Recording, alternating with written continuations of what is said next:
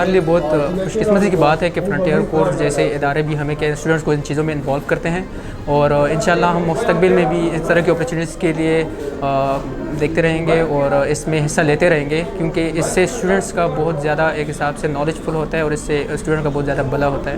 मैं नहायत मशकूर हूँ IGFC की और एडमिनिस्ट्रेशन की कि उन्होंने हमें मौका दिया और हमें किला बला हिसार की टूर पे आने का हमें मौका मिला।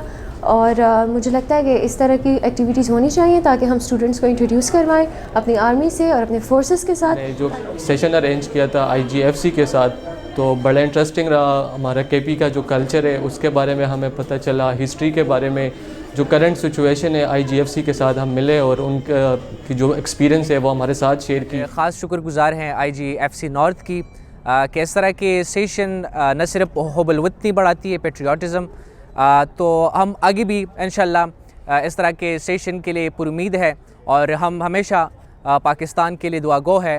पाकिस्तान जिंदाबाद, पाकिस्तान पाइंदाबाद।